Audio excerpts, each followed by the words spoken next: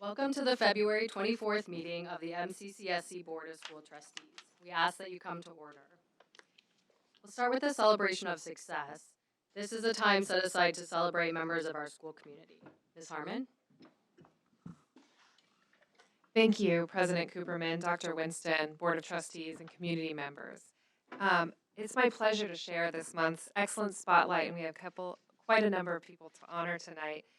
This is a feature of every regular Board of School Trustees meeting, and we look forward to honoring the excellence occurring every day through the dedication of our MCCSC employees, students, and volunteers who make a difference in our school community and foster environments that reflect the MCCSC mission, vision, and core values. For our February Excellence Spotlight, we are honoring Mr. William Harper, Clear Creek Lead Custodian. We're proud to recognize Mr. William Harper, Clear Creek's Lead Custodian. Mr. Harper collaborates daily to enhance the Clear Creek grounds and facilities, taking exceptional pride in his work and in our school community. His initiative, strong work ethic, and dedication make him a positive role model for both students and staff. Mr. Harper was instrumental in bringing the Clear Creek Reading Hammock Garden to life. His reliability, creativity, and team-centered spirit continue to make him deeply valued and inspiring member of our school community. I do not believe he was able to attend tonight, though. Is that correct? Okay, thank you. In addition, we are honoring quite a number of our students tonight. In November, the Indiana American String Teachers Association South All-Region Orchestra brought together for the first time middle and high school string students from across southern Indiana for a full day of intensive rehearsals, sectionals with instrumental specialists, and a public performance under the direction of distinguished guest conductors. This experience promotes advanced musicianship, collaboration, and excellence in string performance. MCCSC is proud to recognize students from the Bloomington High School North, Bloomington High School South, Tri-North Middle School, and Jackson Creek Middle School who were selected to participate. Directors nominated students based on skill and readiness for the demands of the ensemble, and these musicians represented the district with dedication and artistry.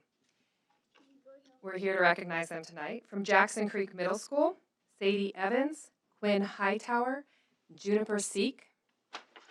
From Tri-North Middle School, Samuel Ospina Mateus, Daniel Ospina Mateus, and Nuauer Sebai. From Bloomington High School North, Erilyn Olivo, Francesca Samaroto. And from Bloomington High School South, Edward Che and Hayun Him. And I believe they are here tonight to be recognized.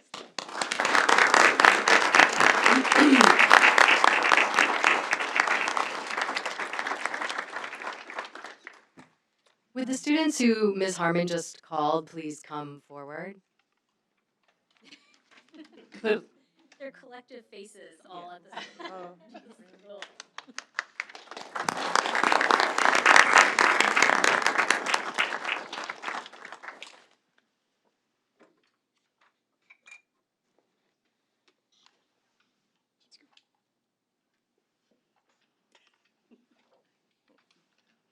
Keep going.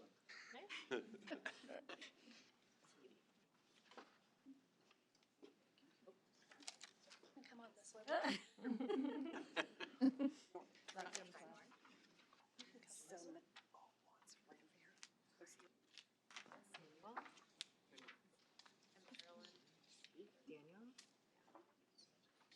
Okay, this is Francesca's. Get it to her. I say it right? And Edward? Thank you.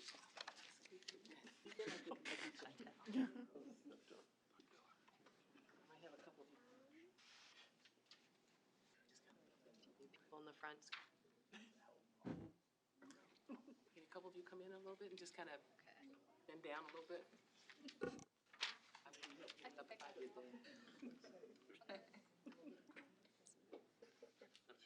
congratulations. Thank you.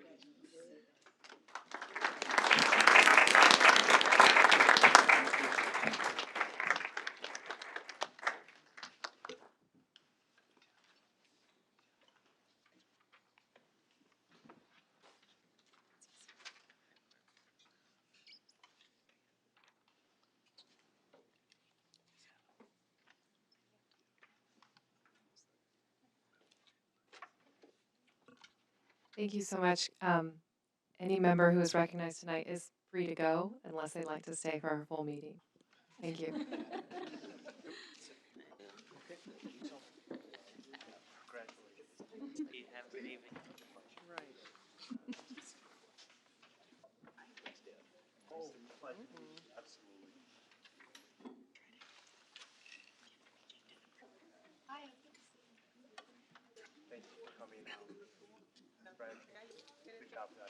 I know, now it's like a normal. Earlier, I was like, there's a lot of people here. Wow. Oh, back to normal. Thank you, Ms. Harmon. We will now receive our quarterly update on the activities of the MCCSC Foundation from Mrs. Helm, the Foundation Director. Thank you, President Cooperman, Dr. DeMuth, and other members of the school board. So we've been busy, as always. The big reminder is if you are a graduating senior or you're a family member that wants to push them in there, scholarships are open. So we have over $25,000 that we will award this spring. Application and descriptions are available on our website. Pretty easy, mccsfoundation.org. You have until March 31st to complete those. There's a series of them that you apply into through an application, and then there's some that are selected through the schools themselves. If you see something in the schools, I always tell them visit your counselor and find out what the criteria is for that. All right. Today was an exciting day because my board met at noontime, and they are approving our second grant cycle. So that just finished up. We changed it around a little bit this time. So it closed in January. The committee met last Tuesday. And I really want to thank our building reps. They do an incredible job of helping us with this, trying to make sure that faculty in the buildings know about the program, help them be successful in their grant, kind of how to structure it, what the committee's looking for. So I really appreciate that. We had a request of funding for $35,917. We were able to award a good portion of that. We've had 15 grants that were awarded, and the total on those grants is $27,201. So I feel like they did a really, really, really good job of doing that, and I just want to thank each one of them for putting their heart and soul into making those decisions. So we also had a little bit of funding in a specific budget category. Donor sets can only be used certain ways, so we definitely honor that. And was in our science space. So I got an email over the weekend that some of you saw, and I got corrected today. There are 8 science Olympiad teams moving on to the state level. So I had our board approve to take the rest of that funding that would have gone if someone had written a grant for it. So it totals $1,700, and we're going to push that into those ECA accounts to help them make it to state. So I was told by Dr. Milks today that they're going to spread it apart. Now each team's registration is paid, so they don't have to worry about that side of it. I think they just got to worry about getting themselves there.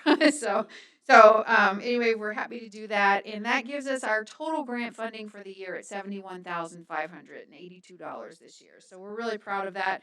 That's a little bit higher. That is higher than what we have been doing, and we've had a very generous donor in the background on some of that, and they're very excited about the work that's happening with those grants as well.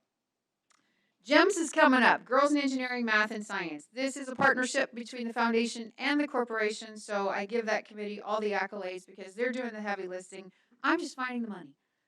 So I want to thank our sponsors. That is Semtra, Boston Scientific, and TriStar. Those are our sponsors on that, and we really appreciate them coming in so that the students who participate get quite a bit of swag, and it also helps with some materials that are needed that day for the breakout rooms. So we really appreciate that. It's March 28th, so registration is open. If any of you on the school board want to come take a look at that, it's a pretty exciting day, actually. It's very exciting. It brings in a lot of women in science throughout the community, brings them in, and the kids have a great day working with those to try to enrich getting more students into careers in the STEM field. Fundraisers, we're kind of moving into that space. So I want to just give you a couple of them that are coming in, and these are some of the ones that make it possible for us to do what we're doing. The duck race. We launched last year. It's back, and it's probably not going anywhere for a while because it's really fun. May 2nd, mark your calendar. It'll be at Woolery Mill from 11 a.m. to 4 p.m. The reading challenge for this begins April 1, so we'll be getting the forms out to the elementary schools, and we also push them into middle school for any middle schoolers that want to participate in the reading challenge as well. There's entertainment that's being lined up. We get a lot of student performances that come in that day. A lot of the student performances are at the elementary level, so it's really kind of fun to see that. It's not usually a highly visible thing in the corporation. You usually think of that more of going to the high school performances, but they're all at ISMA that day. So we're finding the talent at younger ages, and it's working incredibly well. There will be games, activities, the Jeep show, food, and duck eats. And the big way that we make the money out of this, there are sponsorships that we're selling, and I want to thank Old National Bank. They're our first sponsor in. So I want to thank them for their commitment to it again this year. But the duck adoptions, you'll see that. Basically, the way this works, Jim Meyer is back with us this year, and he will bring in a group of STEM students. We load in ducks into the fountain. If you weren't there to watch the drop last year, just imagine over 3,000 ducks dropping into the Woolery Mill fountain. It shows you how incredibly large it is when you start putting in a 2x2 duck. So, Gaming Commission allows us this year to sell them online. Yeah. Yay. Gonna simplify it a lot. So, I'm working with a company now. We will be getting those forms up and available online. So you can buy your duck adoptions online this year. And you can also forward it to a friend to buy their duck adoptions online. There are 2 criteria to that, though. They have to be in the state of Indiana. Gaming rules, not mine. Gaming Commission's rules, and they have to be over 18. So just keep those in mind when you see that coming out. And the software does screen for that. So that's why we have to use an outside company. So look forward to that. Golf will be back June 4th at Eagle Point this year. That's going to be a change for us this year. Normally we are at the Bloomington Country Club under construction.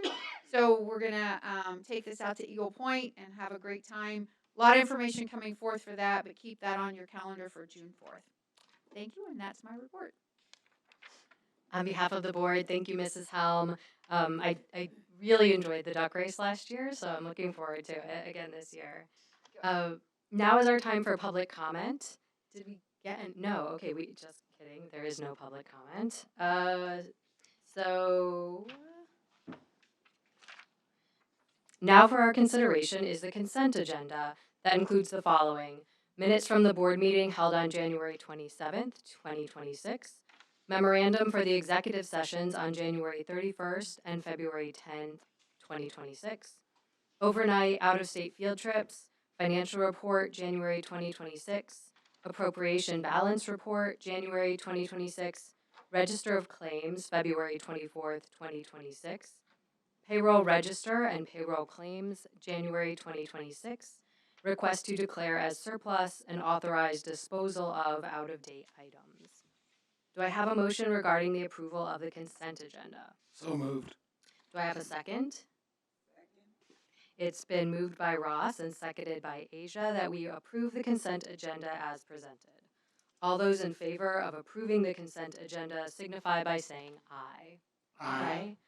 All those against say nay. Any abstentions? The motion passes. Next for our considerations are the donations. We have received donations of over $2,000. Thank you to all our donors. Your generosity is appreciated. Do I have a motion to accept the donations? So moved. Second. Thanks, Ross. I think it's been moved by Ashley and seconded by Ross that we accept the donations as presented.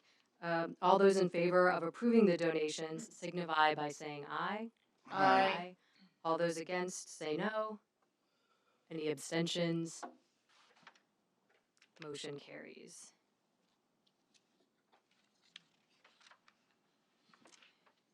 Now we'll move on to old business. We will now hear from Dr. Jeff Henderson on the community input on the former Herald Times building. Dr. Henderson? Good evening, President Cooperman, Dr. Winston, and members of the Board of School Trustees. Thank you for the opportunity to share summary data this evening from public input on the former Herald Times building. Just as a reminder, the Herald Times building was purchased in 2022 for potential future use. It consists of an 8-acre site with 6 usable acres, 77,000 plus square feet of space, centrally located within the MCCSC, approximately 170 plus parking spaces, and a variety of design that includes office space, storage, loading docks, and large span areas. And as a reminder, when this administrative team began its tenure, there was no formal written plan in place for the use of the property. At the November 2025 MCCSC school board meeting, the board directed Superintendent Winston to gather public input regarding the former Herald Times property for the board to consider. 2 methods for gathering that public input were designed and implemented, the first of which being a online public survey, which ran from January 8th to January 30th and received a total of 404 responses. In addition to that, a public forum was held on January 29th in the Bloomington High School South Auditorium. There were approximately 12 community members in attendance with 4 public commenters. During the public forum, a transcript was created and incorporated into the summary data that I'll be reviewing with you this evening.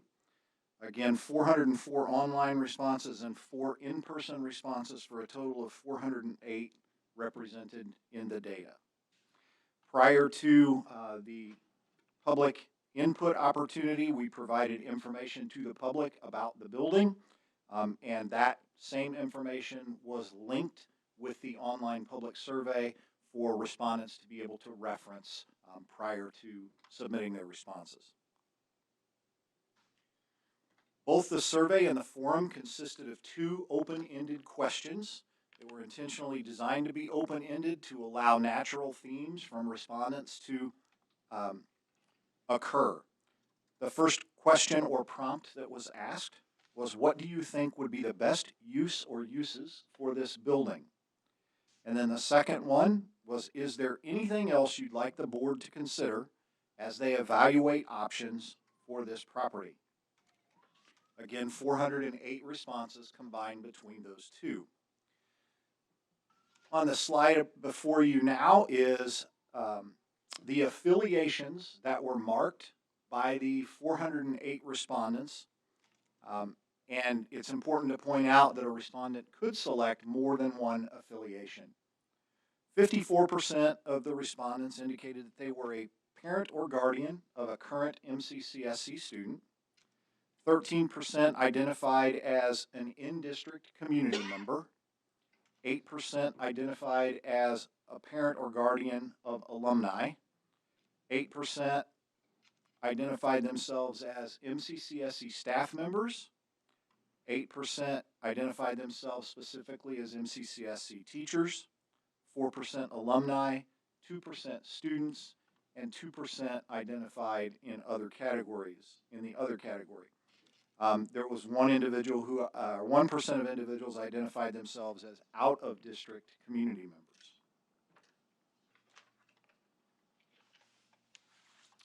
Summary of the responses to question number 1, the best uses for the building. 40% indicated that the best use was to sell the property.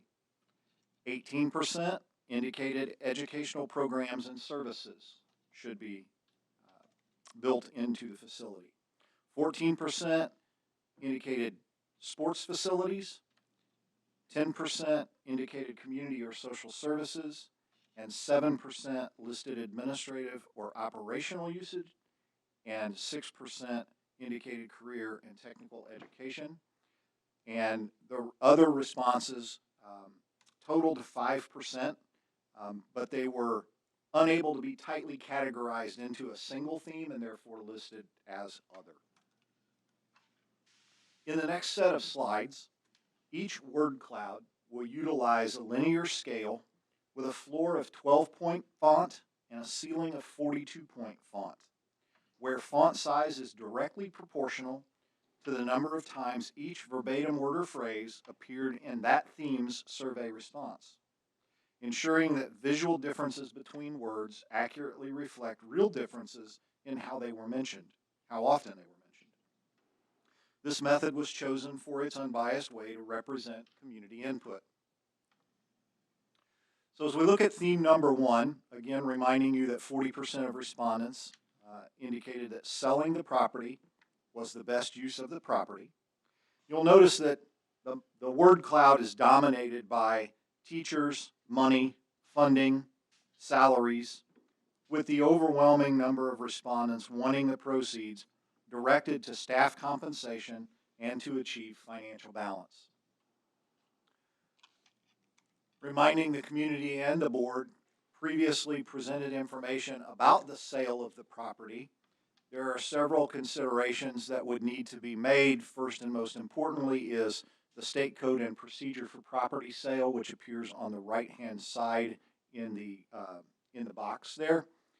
Public hearing with notice provided in accordance with Indiana code. Following that hearing, the board must approve the sale of the property. Property then needs to be appraised by 2 appraisers, and then the board can proceed to sell the property either at a public auction or retain a licensed real estate broker to handle the sale of the property. The money for the sale must be deposited in the operations fund and cannot be used for teacher-related wages and benefits per Indiana code. This one-time payment or one-time source of income would be able to assist in managing cash balances for the corporation. Theme number 2 centered around educational programs and services, and you'll find that the majority of responses mention something along the lines of a STEM center concept, with tutoring, alternative school options, and maker spaces also prominent responses with regard to this particular theme. The third theme that evolved from public input was athletic and sports facilities, largely driven by the field house concept with indoor track and gym space as the core suggestions contained in the public feedback. Theme number 4 revolved around community or social services. And again, 10% of respondents indicated that this was their preferred use of the property. It splits between a community center, a homeless shelter, and affordable housing for the community as potential uses. The fifth theme that emerged from the responses revolved around the idea of administrative or district operational usage, focusing on practical needs like storage, a health clinic, and consolidated office and meeting space for various departments. The sixth theme that evolved centered around career and technical education, with 6% of respondents indicating this as a preference. The responses really center on the idea of expanding the Hoosier Hills Career Center and vocational and technical education opportunities for students, possibly a south side location to help minimize transportation time. That moves us on to question number 2, and that was anything else you'd like the board to consider. Of the original 408 responses, only 261 respondents, representing 64% of respondents, answered question number 2. Given the limited number of respondents to question number 2, rather than creating a word cloud around each one of these topics, the word cloud that I'll show you follows the same pattern, but looks at the things that are mentioned within these 6 major considerations that emerged from the public input. The number in parentheses next to each one of those indicates the number of times a specific consideration was mentioned.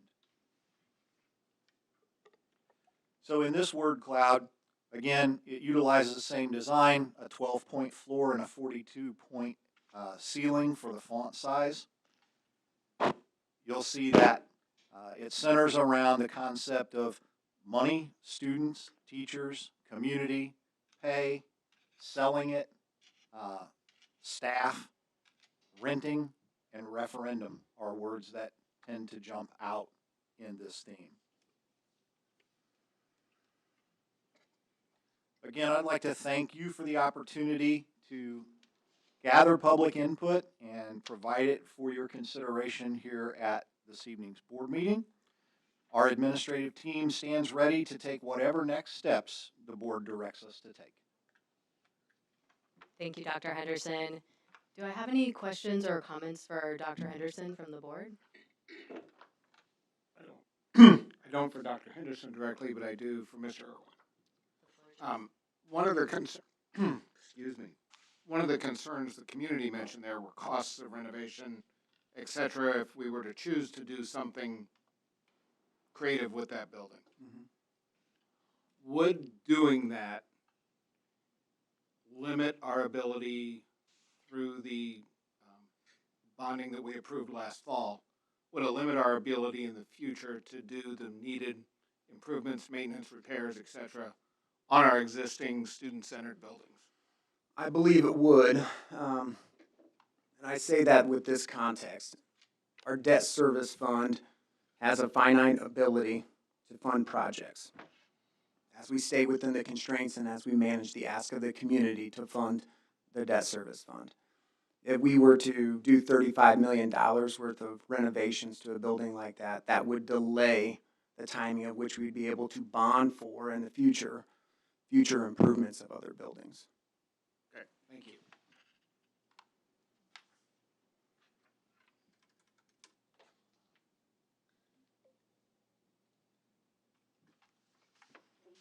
For this presentation. It was really enlightening to see. Absolutely. Use your mic. Oh, I'm sorry. I was just, for the folks that are listening at home, I just said thank you to Dr. Henderson because it was really enlightening to see some of the findings displayed in that manner. So I appreciate that. Certainly a joint effort. I did not do this on my own.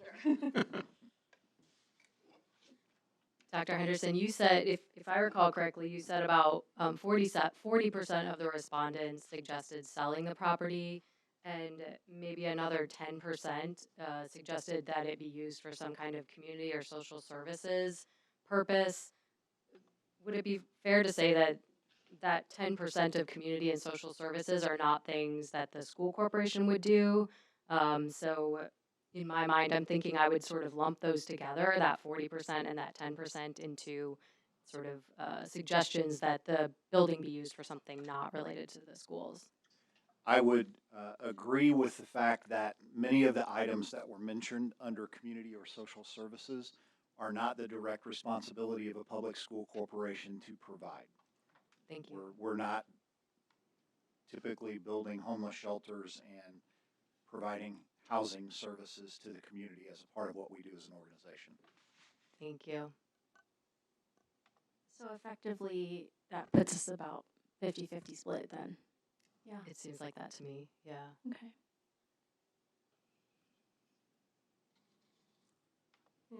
So if, okay, 50-50 split, if 50% said sell it and they want the money to go towards teacher wages, but the money can't be used for teacher wages, where would the money be used for? So the money would be deposited into the operations fund of the school corporation, and it would be utilized typically you've heard Mr. Irwin speak about not committing one-time funds to ongoing costs or recurring costs. And so the suggestion would be that those funds would be utilized to help manage the cash balance in the various funds in the operation fund, given obviously the implications of SEA 1 that we've heard discussed in previous board meetings. I have a kind of follow-on question. Dr. Irwin, could that, or Mr. Irwin, sorry. I mean, you can be a doctor tonight if you want. Honorary degree. I'll That's take it. fine, great. Could that money be moved from the operations fund into like to our rainy day fund? It could, yes. I mean, one of the things that we talked about with one-time funds, and Dr. Henderson alluded to this, he actually has the doctorate, right? I don't have it yet. would be to put the appropriate safety nets in place to continue to buoy cash balances to a place that we want them to be as a school corporation, whether that be in our operations fund, our rainy day fund, or any of our other funds, right? One of the things that we've talked about that we want to accomplish is have the appropriate safety nets in place in order to be able to respond to the changing dynamics of which we operate within as a public school corporation.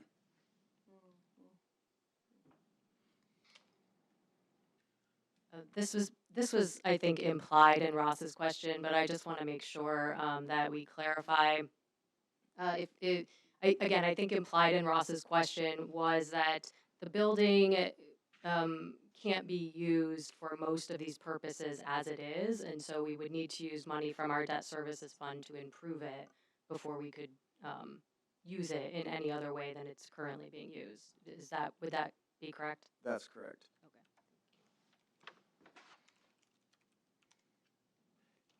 And am I correct that even if we were to basically keep it for its current use, storage, parking, spare buses, etc., sound, if you will?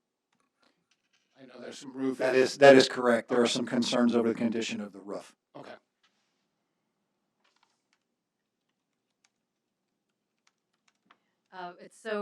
Dr. Henderson, you showed a slide that had some steps that I take to mean there are some steps that need to be taken before the board could make a final decision on what to do with the property. Yes, would you like me to go back to that slide? If you don't mind. Sure.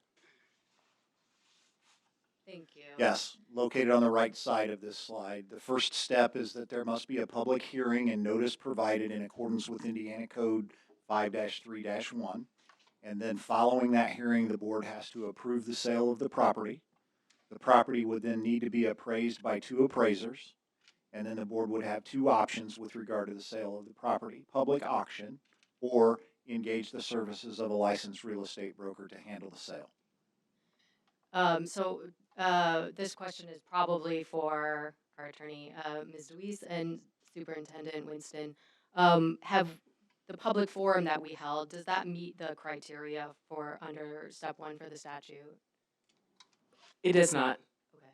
So in order for us to kind of have all the options on the table, we would have to post notice that meets the statutory requirements and then hold a hearing? Correct. May I request that we post that notice and hold a hearing so that we have all the options on the table? Absolutely. I'll certainly work with Attorney Deweese on that. Thank you. Are there any other questions from the board on this issue? I have one. Go ahead. Would Ross. our appraisal that we had done in the fall, before this discussion even came up, be valid as one of the required appraisals under the statute? Yes, Okay. we do believe so.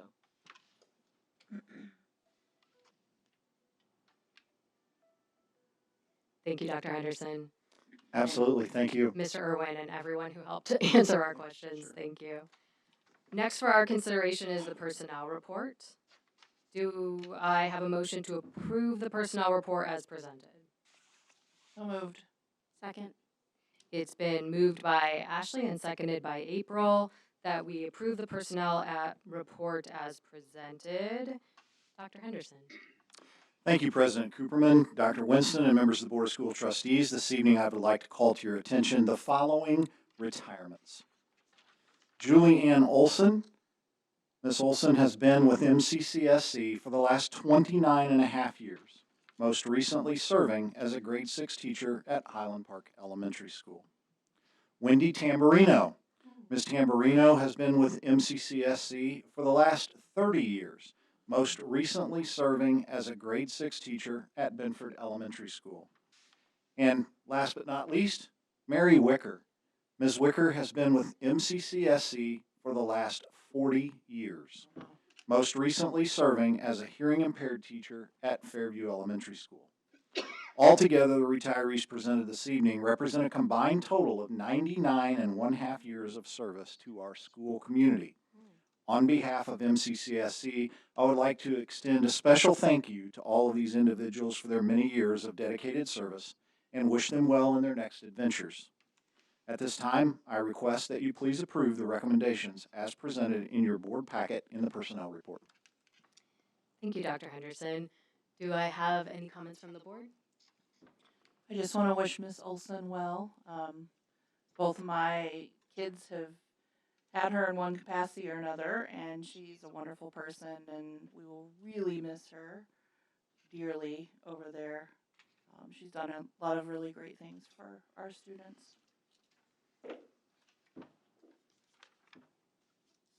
I'll just echo Dr. Henderson's thank you to those retirees for their service and congratulations.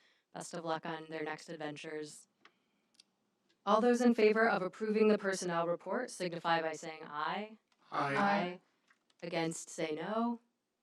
Any abstentions? The motion carries. We'll move on to the contracts. Do I have a motion to approve the contracts and quote as presented? So moved. Second? Second.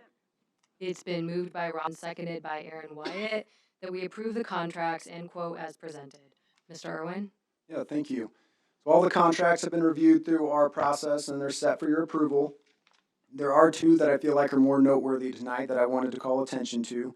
One is an MOU between MCCSC and Ivy Tech to collaborate to provide dual enrollment courses.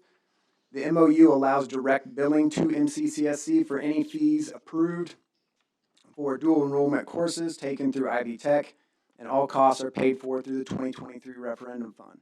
So again, just a continued thank you for that partnership with our community to provide that resource to our students.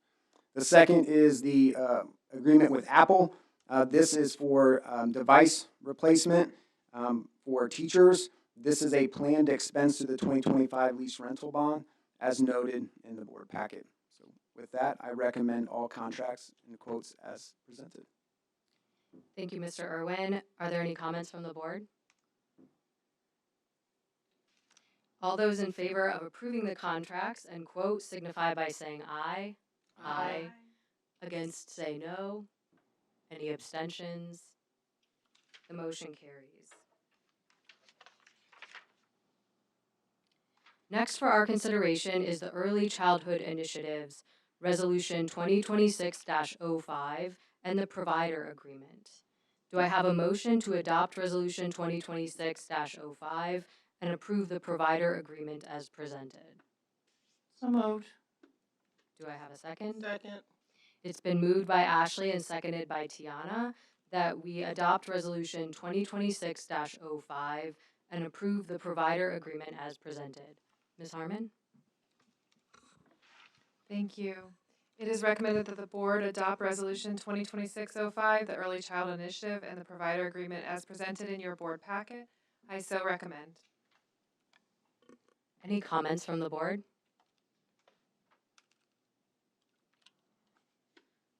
All those in favor of adopting Resolution 2026-05 and approving the Provider Agreement signify by saying aye. Aye. Against, say no. Any abstentions? The motion carries. Next, we will consider approval to renew the Advanced Placement course, African American Studies. Do I have a motion for approval to renew the Advanced Placement course as presented? Second.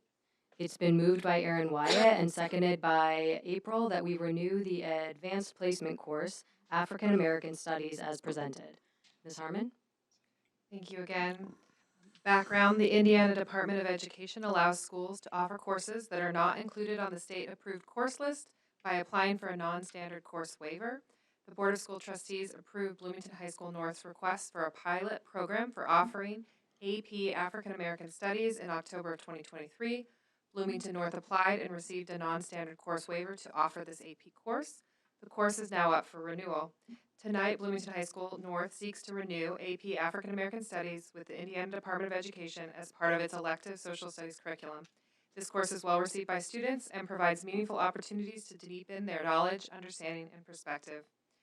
It is recommended that the board approve Bloomington High School North's request to renew and submit the required non-standard course waiver to the Indiana Department of Education for the continued offering of AP African American Studies at Bloomington High School North for the 27-28 school year, the 28-29, and the 29-30 school years. I so recommend. Are there any comments from the board? Do we have any indication of whether this will be accepted or denied? We do not have any indication, but we anticipate approval. We're We do. hopeful for approval. Okay, great. I understand this is a popular course, and I'm glad that we can continue to offer it. Thank you, Ms. Harmon. All those in favor of approving the renewal of the Advanced Placement Course, African American Studies, signify by saying aye. Aye. Any against, say no. Abstentions? The motion carries. Tonight's first presentation is a human resources update. Dr. Henderson? Good evening again. Thank you, President Cooperman, Dr. Winston, members of the Board of School Trustees. This evening, I would like to take the opportunity to talk a little bit about how we sustain academic excellence in the MCCSC. Specifically, we're going to discuss staffing principles, which are student-centered principles that support our continual staffing evaluation, as well as speak to you a little bit about class size ratios as evidence of sustaining academic excellence during our two-year strategy to achieve financial balance and sustain excellence, which you'll hear a little bit more about this evening from Dr. Winston and Mr. Irwin. I want to emphasize that we are confident in implementing our strategy while upholding high-quality education across MCCSC schools. What I'll present here this evening are two things: evidence of how we are and how we will continue to uphold that high-quality education. First, I'll share an overview of our corporation staffing principles that we use in our continual evaluation of staffing levels. We apply these principles consistently to every staffing decision that we make to prioritize classroom instruction and sustain academic excellence across the school corporation. Then I'll share evidence of how we have maintained and will continue to maintain academic excellence by maintaining class size ratios that are at or below board-approved levels. First of all, our staffing principles. Just a little introduction to this.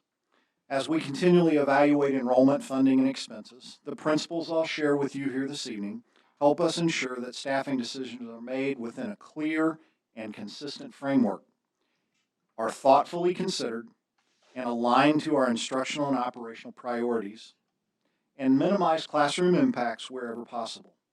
Grounding our decisions in these principles strengthens our ability to be good stewards of taxpayer dollars while maintaining excellence throughout the corporation. We consistently apply 5 staffing principles. They are student-centered, enrollment-aligned, position-based, corporation-wide perspective, and fiscal sustainability. We're going to discuss each one in more detail on the following slides. Student-centered. Staffing decisions are based on the potential impact on students and families as they relate both to academic outcomes, student experience, as well as access to essential supports. This principle matters because it keeps staffing focused on why the work exists: student learning and well-being, rather than any existing internal preferences, legacy programs, or organizational convenience. When we look at the principle of enrollment aligned, staffing levels and positions are aligned to current and projected enrollment, measurable student and operational needs, and fair, consistent metrics that account for contextual complexity. This matters because aligning staffing to enrollment and clearly defined needs ensures equity, transparency, and compliance while strengthening trust in how decisions are made. Position-based. Our positions are designed and allocated based on the work that must be accomplished to meet both instructional and operational goals. This enables the district to adapt to changing needs, avoid staffing inertia where organizational structures remain in place because they've existed historically rather than because they are aligned to current needs, and build roles that deliver value where the work occurs. Corporation-wide perspective. Staffing decisions consider impacts across the entire corporation and prioritize solutions that address needs to promote both organizational health and sustainability. This approach promotes fairness, consistency, efficiency, and helps ensure that staffing decisions do not solve one problem while creating another elsewhere in the corporation. And fiscal sustainability. Staffing commitments must be fiscally sustainable over time.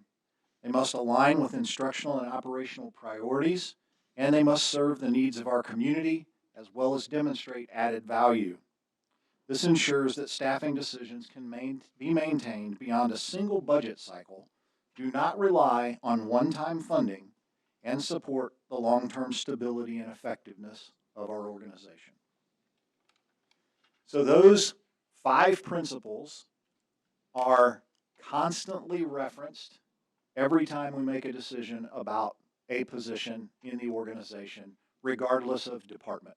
And we consistently apply those across all of those conversations. Next, I want to take a little time to look more specifically at class sizes. I'll start with a recap of some of the previously presented data, provide some comparative statistics, and then look specifically at elementary and secondary class sizes. You'll recall at the October 28th, 2025 board meeting, this statistic was shared, and it's utilized by the Department of Education across the state. And as in the past, I want to point out that this statistic is showing the number of students to certificated staff, and that includes all certified staff, counselors, social workers, administrators. The statistic is not intended to depict class sizes. It's merely a measure of the number of certificated staff to the number of students that we serve.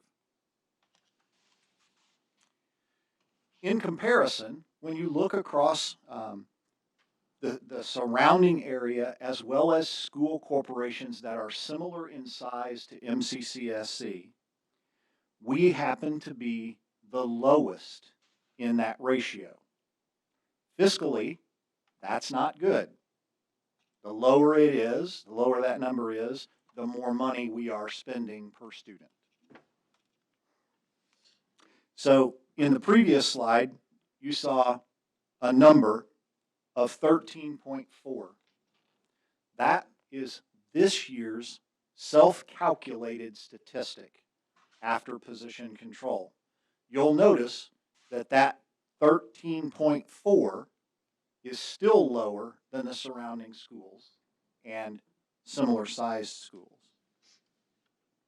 So in this slide, we're providing you with comparative data from the DOE from the 2024-2025 school year, which is the most recent data that's available on the DOE website.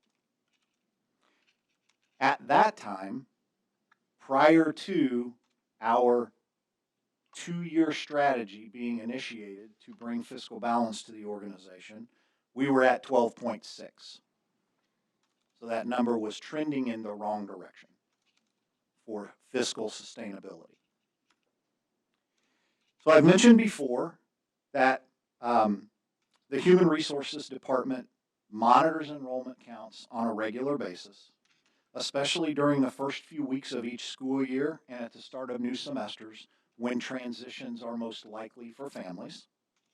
Members of the Human Resources team, Curriculum Instruction and Assessment team conducted physical counts in a variety of schools to verify class sizes. And we also hold weekly meetings with our directors of special education, which include reviews of caseloads, class sizes, current evaluations, and pending enrollments. So on this slide, I want to focus your attention by the use of some pop-up boxes that will appear on the screen as I speak to specific items. This slide contains a lot of data, and there are 3 distinct points at which this data was gathered. Those correspond at the top there. You'll see the red box that just popped up. the October 1st, 2024 ADM date, the October 1st, 2025 ADM date, and the February 2nd, 2026 ADM date.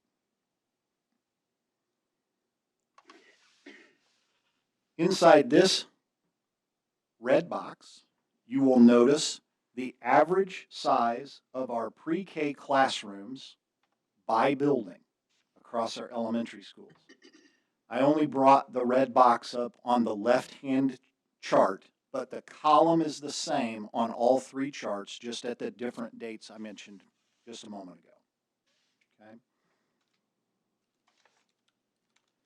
The next red box that you see shows the average, or the range of class sizes at the K-2 grade band.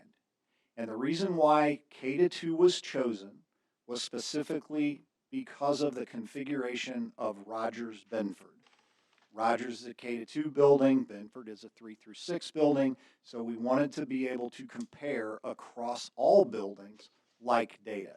We would typically refer to primary grades as K-3 and upper elementary as 4-6, but given the configuration that we have at Rogers-Benford, it was divided in this way, so you're comparing apples to apples. Okay, so as you look down that column, you will see the ranges of class sizes that exist in that particular grade band in each school, and that is consistent again across all three of those tables there, depending upon the dates.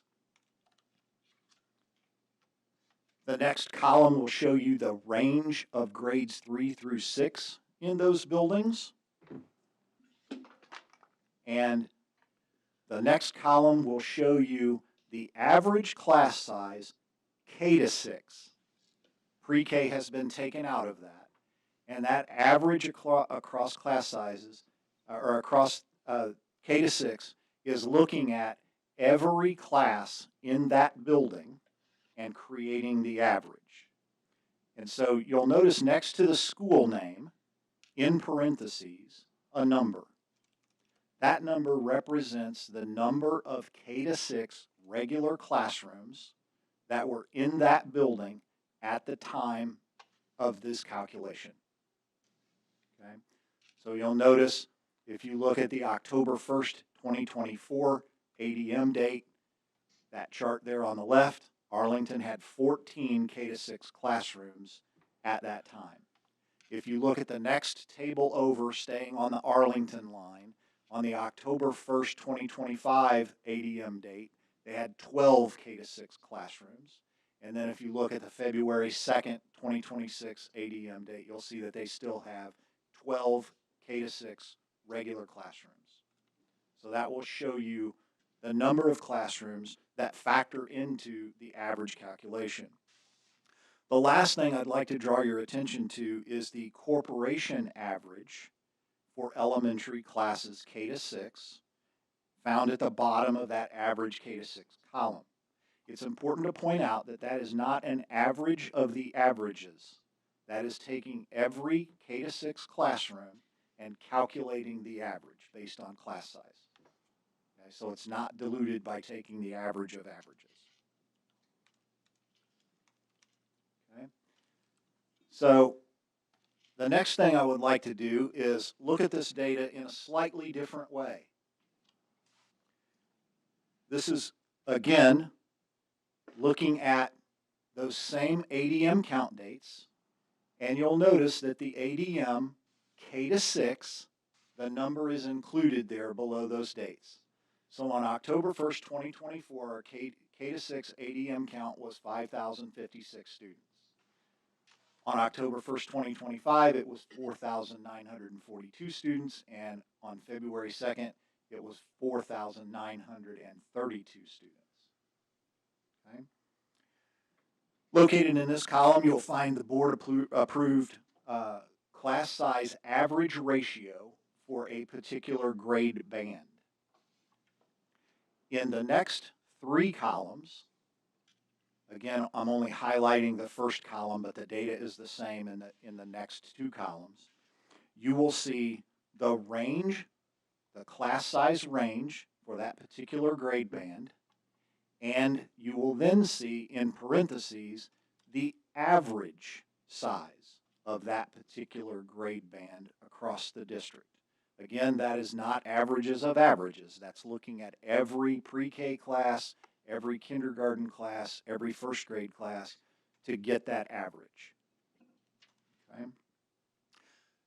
Next, down at the bottom, you will see that 96% of all classrooms on October 1st, 2024 were at or below board-approved average ratios. We know that we have outliers. We have a lot of buildings, we have a lot of varying enrollment, and sometimes you will have a large grade of kids matriculate through a building where there aren't a lot of classrooms in a building.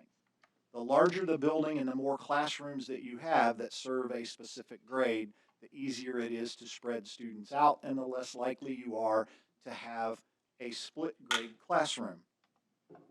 So you can see that October 1st of 2025, 82% of our classrooms were at or below board approved averages. Again, there are some outliers. And then in February of 2026, 84% were at or below board approved averages when you look at individual classrooms. If you notice, looking at the average across the corporation, we are below the average board approved class size ratio at every grade level when you look at the corporation as a whole. Again, we recognize there are outliers, there are unique situations in buildings that create those situations where a large class might be matriculating through a small building. Quick question, when were those ratios approved? I believe they date back to 2015. 2015. Okay, thank you. Mm-hmm.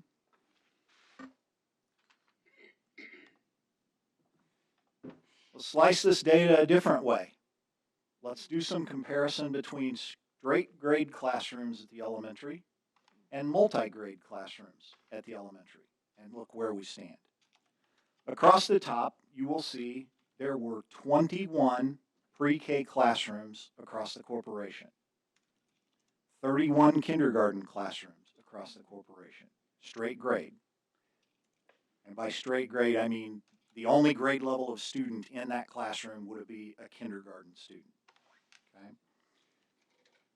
So the next row down, you'll see the board approved average ratio for that particular grade.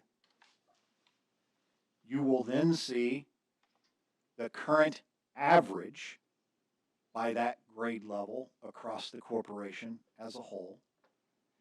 And then you can see the percentage of classrooms that are at or below the board approved class size ratio.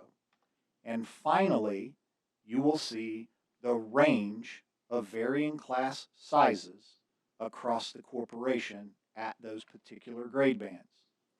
So I'll point out to you that if you look at the first grade column, you will notice the corporation average matches the board approved average ratio, but we have some outliers.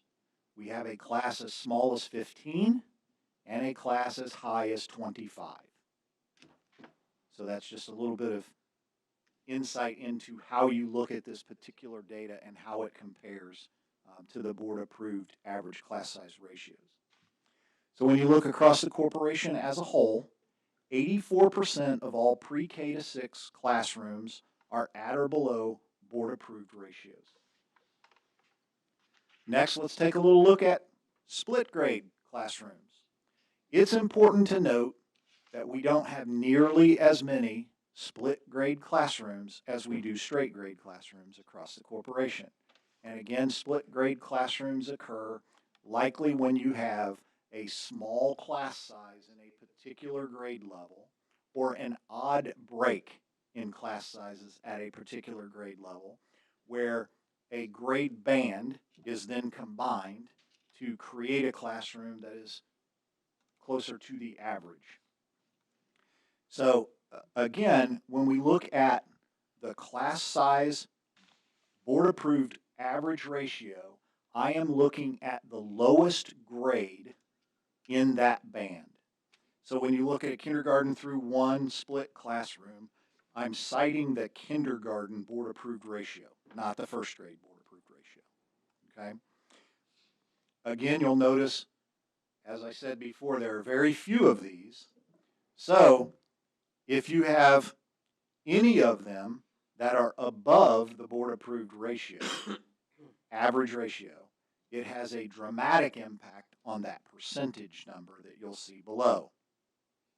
There's one K1 multi-grade classroom in the corporation that has 24 students in it.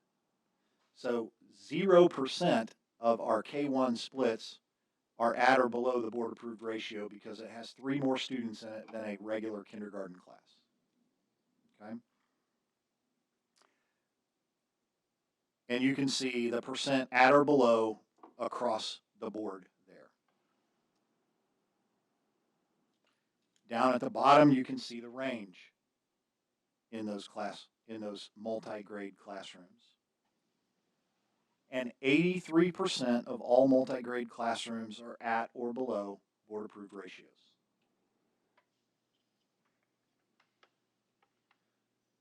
Let's move on to secondary and focus specifically on middle school at the moment. As you all are well aware, middle schools and high schools are not structured the same way that elementary schools are, and so we look at averages by department, class size averages by department. So I didn't have any pop-out boxes on this particular slide because there's much less data there and it's a whole lot easier to digest. This is looking at current data, the February data at secondary schools. So you'll notice that fine and performing arts, again, middle school board approved ratios are 1 to 30. Fine and performing arts, you'll see across the 3 middle schools, Bachelor is sitting at 30, Jackson Creek at 29, and Tri-North is sitting at 22, with the all middle school average at 27.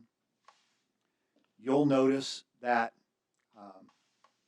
all of these are at or below the board approved average ratio, except for a few at Jackson Creek that are at 33.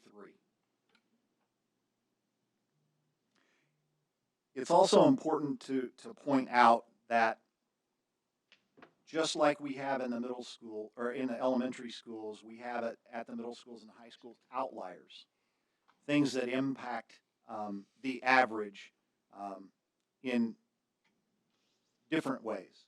For example, if you think about band, choir, orchestra, and PE classes, they typically contain more than 30 students in them, and that is appropriate for those class sizes based on getting a full ensemble of students together in a band to be able to practice and rehearse together. You typically have more than 30 students in a band, right? So there, again, we know there are outliers, but we look at the averages across departments as the way in which we judge that.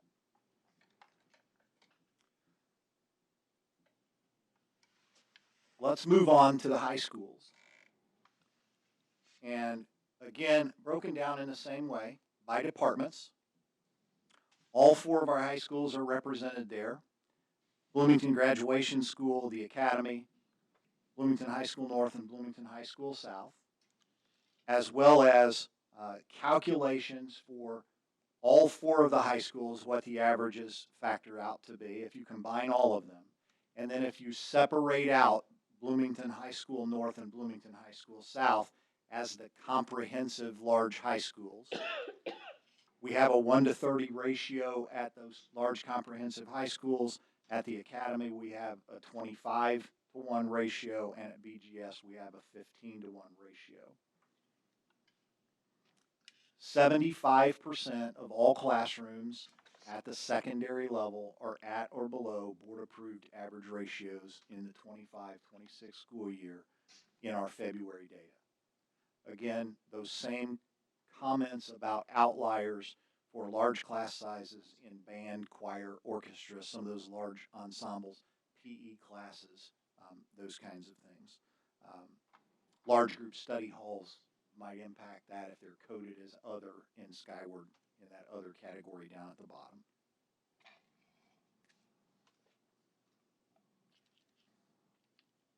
If you take another look at this data and just look at the averages across secondary, combining both high school and middle school averages, you can see that comparative data there. In this case, you'll notice that those averages are at or below the board-approved ratios for the secondary level across the board when you look at all departments. Next, let's take a look at our special education caseloads. And as I mentioned before, there are weekly meetings that are conducted between the Human Resources Department and the Directors of Special Education where we monitor this data in an ongoing manner because as you all are aware, students are tested, identified, and enter into service in special education throughout the year. And so we constantly monitor this. 93% of our caseloads are at or below departmental guidelines. We divided this out by mild intervention and intense intervention. And if you look on the slide inside the red box that just popped up, when we look at pre-K to 6 elementary, our guidelines, our departmental guidelines that were established through discussion with our Teachers Association, those guidelines are 20 to 25, pre-K to 6 is what we try to stay within. There are 33 teachers who operate within the pre-K to 6 mild intervention range across the corporation, serving those students.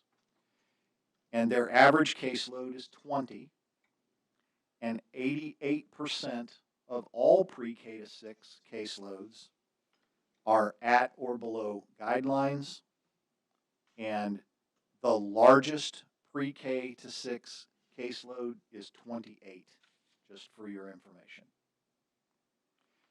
When you look at secondary mild intervention, there are 33 teachers serving students in grades 7 through 12 plus. The guidelines are established at 25 to 30 with an average caseload of 22, with 94% of those caseloads being at or below guidelines, and the largest caseload is 32, so 2 above. And again, just a reminder that students are added to special education services throughout the school year at various times, depending upon their evaluation cycle. If we move over into intense intervention at pre-K through 6, there are 12 teachers that serve the needs of students in this category, and our guidelines have been established at 8 to 12 for the caseload. The average caseload is 10, with 92% of caseloads being at or below guidelines, and the largest PK to 6 intense intervention caseload is 13. Finally, if we look at secondary intense intervention classrooms, there are 8 teachers that serve the needs of this program. Guidelines are established at 10 to 14. The average caseload is 11, and 100% of those caseloads are at or below guidelines, with the largest caseload also being 13.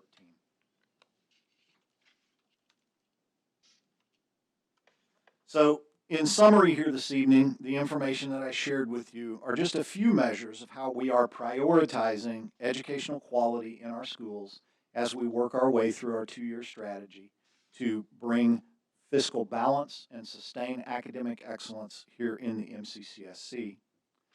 As you've seen, the majority of class sizes throughout our corporation, K-12, are at or below board-approved student-to-teacher average ratios.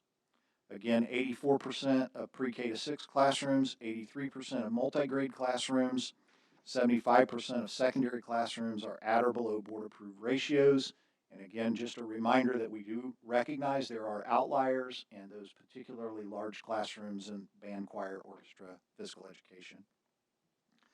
Since 2019, the average student to certificated staff ratio in grades K through 12 has increased by less than one student. Again, that's certificated staff to student. Our team continually examines this data and will continue to be vigilant about class size as MCCSC moves forward in its two-year strategy to achieve financial balance.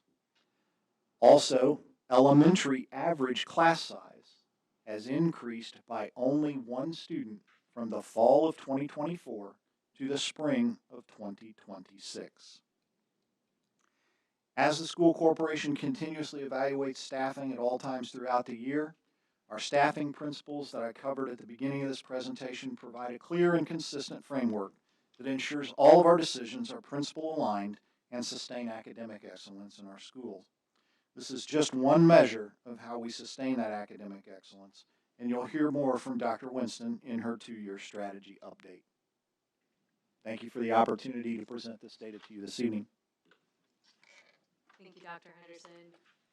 Are there any comments from the board?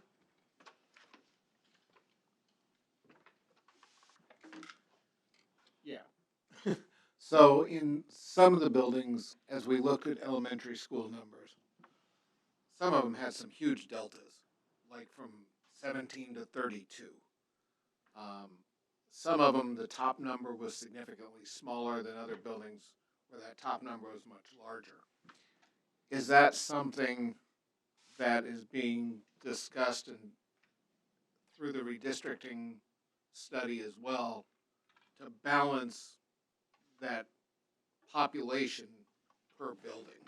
Well, I certainly don't want to speak for Dr. Dowling and Dr. Garman McLean with regard to a report that you will be receiving in the not too distant future. Sure. With regard to the Redistricting Study Commission. But I will say that part of what drove us in that direction and the board to ask for us to conduct that study had to do with the efficiency of use of buildings in the corporation. And so we are a very large geographic size Yes, as a school corporation with a large number of schools with a large variation in the population of enrollment in those schools. Yeah. And as I mentioned earlier, the larger the building, the more efficient you can be. Sure. You gain economy of scale, so to speak. Yes. And so you experience less range and less impact when there are fluctuations in a particular grade level in terms of the number of kids that are enrolled in a building at a particular time. Sure. And we also can account for population density shifts in catchment zones based on property development. Correct. Okay. Not without changing the catchment zone. As Exactly. Yeah. discussed.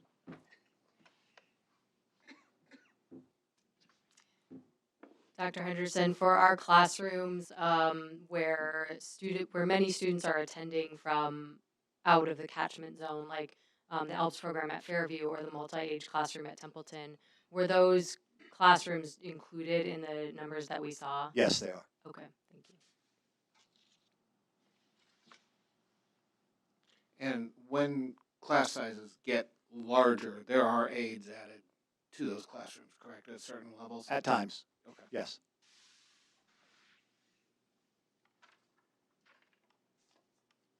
Last call for comments from the board. That was a lot of numbers. When there is a classroom that's identified that is potentially on the larger side, is that remediated or how is that handled? It depends on the particular building and the circumstances surrounding the needs in that classroom. As you know, there are oftentimes push in aides from the special education department that are in classrooms to provide additional supports, as well as pullouts that occur in those classrooms for individual remediation needs of students. So many times you will find when you walk into a classroom, as we did when we conducted our checks around the district, a teacher would be quick to say, not all of my students are in here. Some of them are out in a reading group, or some of them are getting math intervention. So that class size that exists there doesn't necessarily mean that that number of students are in that room all day. There are pull-out programs that provide additional supports to students academically that occur as well. Thank you. President Cooperman, I just want to take a moment to give kudos to Dr. Henderson and the HR team for the due diligence, quite frankly, that they've taken in monitoring this data. They've done so very deliberately, very intentionally, and hopefully it is recognized that this is a priority for us to make sure that we are managing class sizes appropriately. We recognize that with the changes that are happening economically throughout the state, that and within our community, it certainly is having an impact on us, which is why we're monitoring it as closely. So I just want to say thank you very much to Dr. Henderson and our entire executive team for their very, very difficult and painstaking work to provide you with the level of detailed analysis that you received this evening. And you rest assured that he has gone over all of those numbers with a fine-tooth comb multiple times. So thank you. Very well done. I would agree with that. I wanted to ask a question to show I was paying attention, but every time I thought of one, you answered it on the next slide. So it was very thorough. Thank you so much for that. You're welcome. Any last minute questions? All right. Thank you, Dr. Henderson. Next is the quarterly 2-year strategy to sustaining excellence and financial transparency. Dr. Winston? Thank you, President Cooperman. So exactly 12 months ago, the Board of School Trustees and I announced our 2-year strategy to achieve fiscal balance. Part of that strategy included our public commitment to provide quarterly updates and financial transparency regarding our efforts. The 2 board priorities, as a reminder to our audience, are 1, to achieve financial balance, and 2, to sustain academic excellence. Our goals for tonight's presentation are to provide our fiscal update and also to announce the kickoff of our 2 new bond-funded projects. Mr. Irwin and I have a lot of very valuable information to share with you, and I want you to know that the key word is a lot, but I want you to know that it's really, really important that you capture this information and that you begin to connect the dots as we are as well. As a friendly reminder on our timeline here, I would like just to take a few minutes to remind everyone of our journey toward achieving balance. When I took over as interim superintendent in July 2024, although it feels like 10 years ago, just a year, 18 months ago, the Board of School Trustees tasked me with taking a comprehensive look at corporation finances for the purposes of making informed decisions that would ultimately guide our fiscal sustainability. My first action was to hire an external firm, Policy Analytics, to assist our team.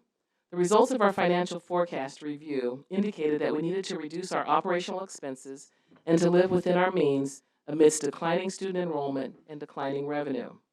As a result, we embarked on our 2-year strategy in February of 2025. And we unveiled that during our State of the Schools address that year. A few short months later, the Indiana legislature, as you can see here with the yellow arrow, passed Senate Enrolled Act 1, which was designed to provide property tax relief to homeowners. What we know now is that SEA 1 significantly reduces needed property tax revenue for numerous government entities, including public libraries, schools, and local government. Last fall, I believe it was in October of 2025, you heard a very detailed analysis of exactly how this piece of legislation is going to impact and is impacting our corporation. Consistent with our promise to the community, we have continued to provide quarterly updates on our finances, and we are eager to do so this evening. The next 3 slides are included to assist everyone that is listening to connect the dots at the state level and locally. SEA 1, the 2025 property tax relief legislation, is impacting local governments and schools statewide. As we look across the state, we are beginning to see and hear about numerous examples of budget cuts and reductions across all forms of government. On this slide, you'll see a few recent announcements that came out from Elkhart Community Schools. They've been talking about making budgetary cuts specifically as a result of SEA 1. 2 weeks ago, Noblesville Schools communicated that they are going to have to make staffing reductions due to the multi-million-dollar deficit caused by SEA 1. Crown Point Schools is cutting job positions, and they're making reductions to their birth to school program. And North Allen County Schools is also making reductions. So I think it's important to note I only pulled out 4 examples, but there are many more than 4 examples across the state of Indiana where school corporations are having to make some very difficult choices. The fact of the matter is that SEA 1 is impacting everyone. In many ways, MCCSC has been ahead of the curve because we've been discussing these potential impacts for several months now. In spite of these headwinds, our team continues to keep our efforts focused on making sure that our decisions are good for children, fiscally responsible, and ultimately sustainable. We will all have to make very tough choices in today's financial climate. What is true, however, is our ongoing commitment to maintain the excellence in our schools that our children deserve. What you see here locally is that there are several examples of local government decisions regarding SEA 1 and the very real fiscal impacts. You probably are familiar with the fact that our local libraries have had to make changes directly as a result of the reduction in revenue for them as a result of SEA 1, and so they've had to reduce in many ways, but one of the ways that they've reduced is to reduce their hours of availability, their operating hours. You probably know that we have nearby towns and townships, Ellisville and Richland Township, are having conversations about consolidation. That's directly in response to SEA 1. And then our local city of Bloomington City Council is looking at the kinds of budgetary changes that they're going to have to make. So I think it's just important to connect these dots in a very explicit manner. The fiscal climate that we are in requires that we change our practices and that we also tighten our belts, which we have been very responsible in doing. The impacts of SEA 1 are real, and we cannot escape the types of changes that are now required.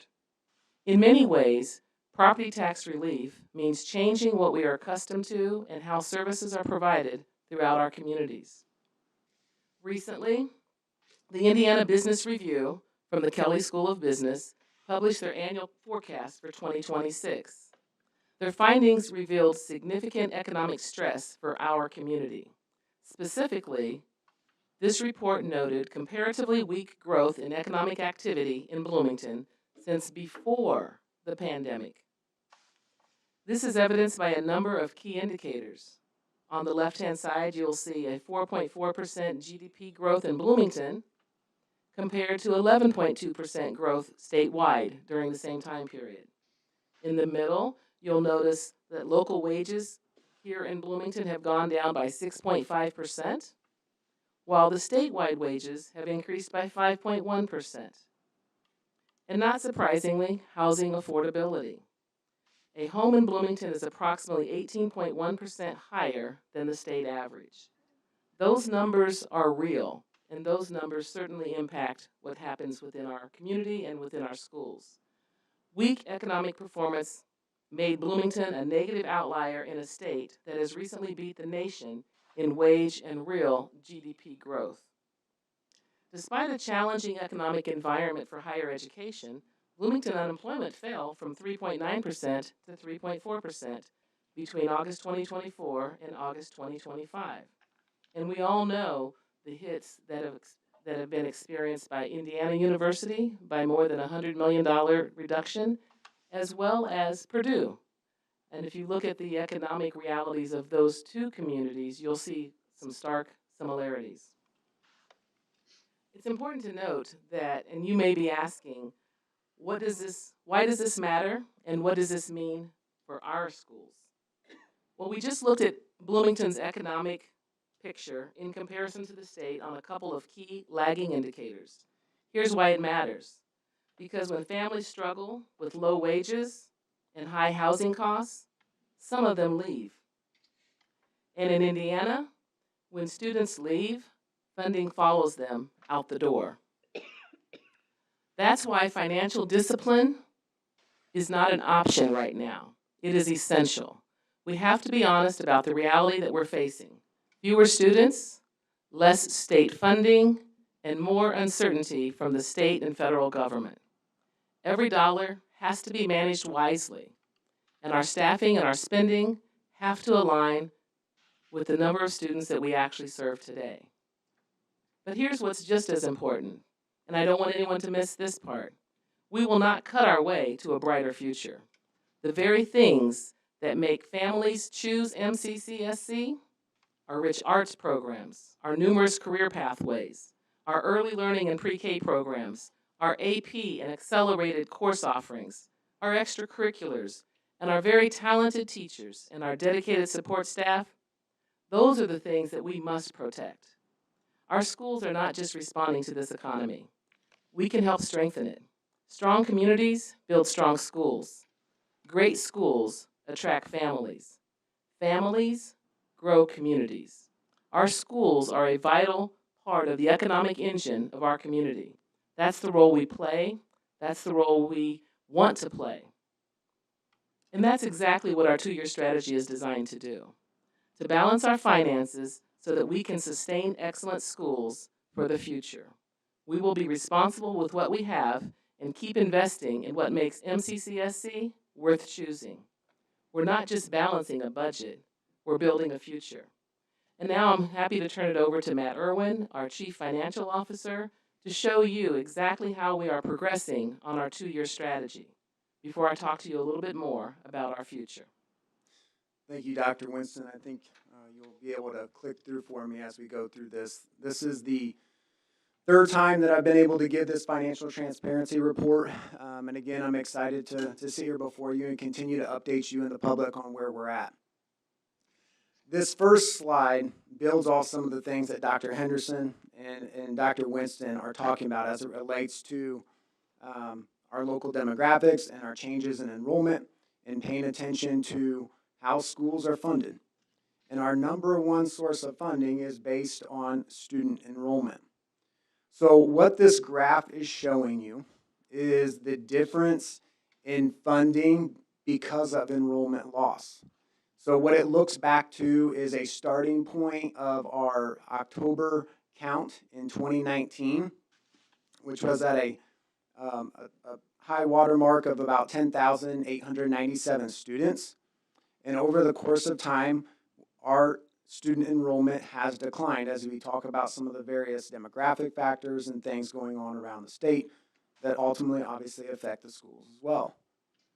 And so if all else stayed the same and enrollment had not dropped, we would have collected almost $31 million more in basic tuition support. But as Dr. Winston described, the funding follows the student. And so, again, student enrollment is our number one source of funding as a public school corporation. And so as student enrollment shifts, we have to shift as well. And so when you think about some of the changes that we've been making, the adaptations that we've been making to the way that we operate and the way that we staff our buildings, we obviously are keeping those principles at the forefront.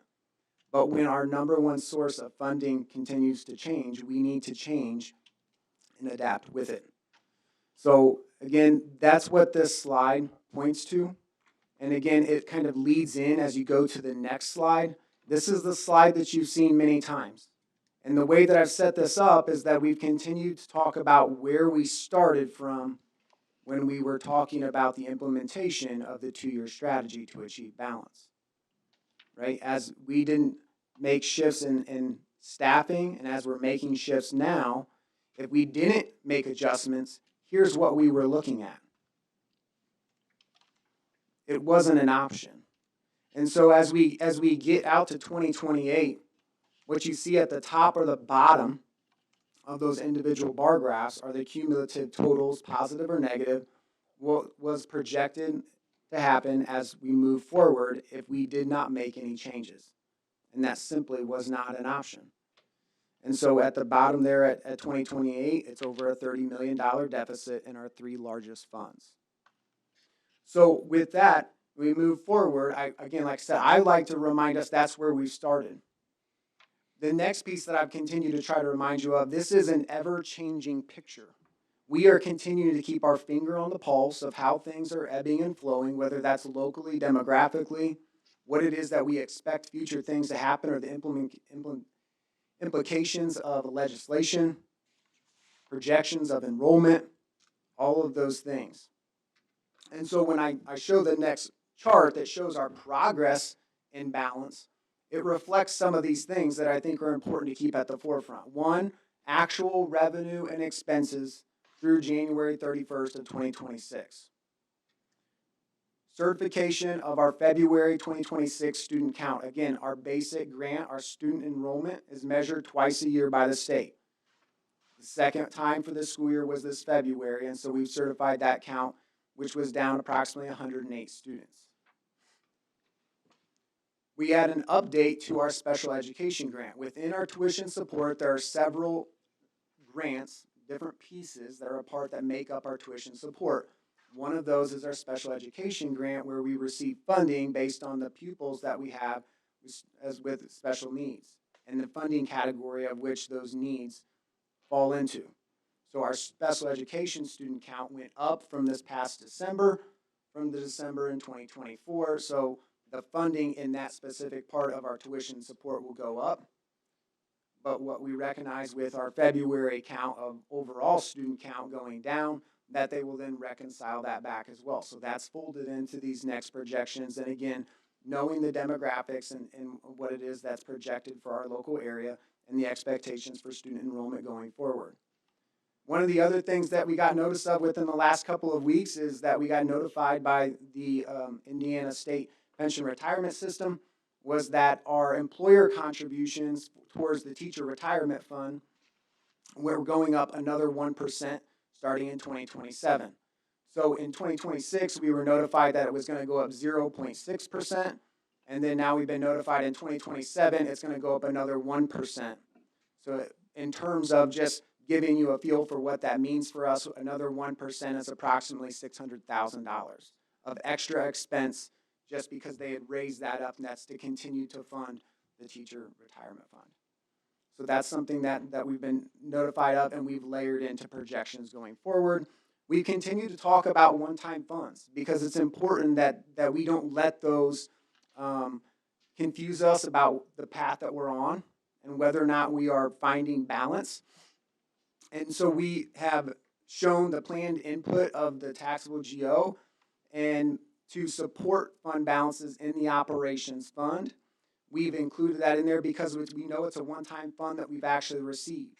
And we'll talk a little bit more about one-time funds again later on in my part of the presentation. We've continued to show and blend into this what we expect to be the effects of SEA 1 based on the policy analytics report that you guys saw that broader update on back in October.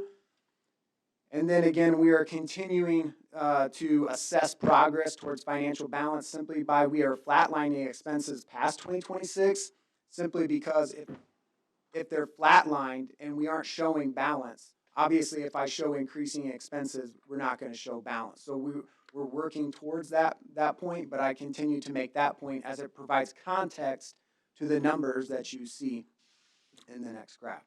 So if you could go forward.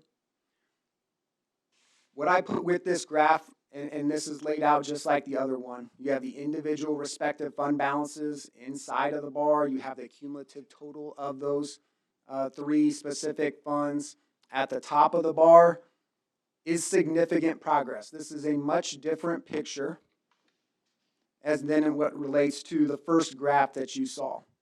It's significant progress 12 months into a 24-month strategy.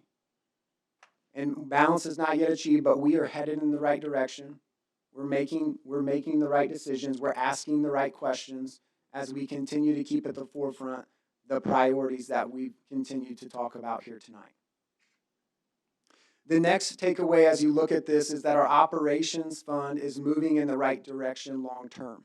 In the short term, we still project to eat into cash this year as we're currently set up. But as you look in the long term, if we have the ability to continue with the MLGQ growth that they typically give us, and we look at how we have using the runway of one-time funds, we are moving in the right direction. And let me talk about that a little bit more specifically, because that part can be confusing when you look at this graph. The yellow and the red together make the operations fund, but I separated out into the red one-time funds because it's important to understand what that fund would look like without those one-time funds. And as you move forward into the upcoming years, the red in the previous bar is built into the yellow. So I think it's important to make note of that. But what's encouraging is that you see that yellow portion of the operations fund continuing to grow, which again is why I said we're moving in the right direction long term. The gray at the top is our referendum. We know that as SCA 1 continues to fold in over the coming years of its effects, that if our spend level and trajectory stays the same, we will start to eat into larger and larger amounts of cash in the referendum fund, simply because it will produce less dollars. That same voter approved rate produces less dollars when net assessed value is lowered. And then the education fund there at the bottom is fairly stagnant. It's moving a little bit in the right direction, but it's fairly stagnant in this picture. Again, this is a much better picture than what we saw there at the beginning. We are making significant progress, and we're 1 year in to a 2-year strategy to achieve balance. We're making great strides. Wanted to talk a little bit more about some important impacts as it relates to SCA 1, and then some of that strategic management as we continue to talk about one-time funds. We know through that policy analytics report that we are expecting to see funding reductions in totality across the implementation of SCA 1 of approximately $30 million. When we look at just 2026, one of the primary drivers of what it is that we feel this year is the unfunded credit losses. That's the supplemental deduction that property taxpayers will receive. And right now, the way that it's currently legislatively written, it would be spread across the debt service and operations fund. We know that right now the estimate to be about $2 million loss off of our levy. Right now, currently in legislation, they are proposing that they would move all of that loss to the operations fund, which would protect our debt service fund so that we would, it doesn't impair school corporations' future ability to pay debt obligations, which means they would move $2 million loss to our operations fund. And with that happening, we would receive less property tax dollars in our operations fund in 2026 than what we received in 2025. One-time funds. Effective uses, we talked about this. What they're allowing us to do, and I showed this in the previous graph, it's allowing us that longer runway to make changes to the way that we operate. To do it in a balanced and concerted effort over time. And once we achieve balance, what one-time funds can help us do is put the appropriate long-term safety net as far as fund balances in place so that when the next legislative change, as enrollment changes, as some of these things go on, we have the necessary cash balance on hand to not only handle the ebbs and flows of our revenue and expenses in any given fund, but the various changes that we experience. And that's important. We and the way that we operate, we are a huge driver in what makes this community successful. And it's important that we are operating in a healthy place because we take care of a lot of students and we employ a lot of staff. And so we need to make sure that we're positioned in a place of strength. And so that's another way that we could use one-time funds is to put our balances in a healthy place so that once it's achieved and as we move forward, that takes care of one of the other pieces that we know is essential to financial strength. And then again, account for one-time expenses. And the ineffective use that I listed, that's pretty self-explanatory, right? The example that I'd used before, I guess it's probably timely now when you talk about tax return time. As I said, hey, I get a tax check, one-time funds. I really want this vehicle. I know that with this one-time funds, it's going to help me get the vehicle out the door. I'm a little unsure if I'm going to be able to continue to make the payments. And that's not necessarily how we want to do business. And so we are being cognizant of making sure that we're maximizing the impact of one-time funds without putting us at risk of putting ourselves in the position that we're navigating out of now. And then I provided those same examples that I put in different board meetings. Some of those, and again, we're not counting on the one-time funds, or we're not showing them in projections until we receive them. Because if we think that we're going to receive them and we make plans off of it and we go and spend dollars and then turn around and don't receive those, that would be problematic. So, for example, the solar rebates, we know that we've taken all the necessary steps to receive those solar rebates as it relates to some energy efficiency projects that we've undertaken through that would make us eligible for those rebates through the IRS. They've not come through yet. And so we're continuing to wait on that. So we, again, don't count on those things until we know that we've received them, so that we're continuing to operate from a place of consistency and strength. So with that, I believe that is my last slide there, and I will turn that back over to Dr. Winston. She talks about how we're continuing to sustain excellence amidst the challenges that we're facing. Thank you, Mr. Irwin. The second board priority that I spoke about earlier was sustaining excellence, sustaining academic excellence.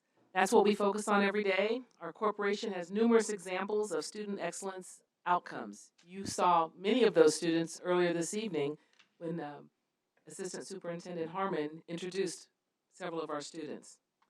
Sustaining academic excellence means we will continue to strengthen our operational efficiencies, continuing to coordinate our purchases corporation-wide, ensuring that we are getting our best deals possible, taking a close look at the tools and services, and paying very close to the subscriptions that we have, particularly in the areas of software, as just one example. If you think about your own household, Matt and I kind of like to use real examples. Think about your own household when your money gets tight. Your children still get what they need, right? But you get smarter about how you spend. Maybe you start buying in bulk.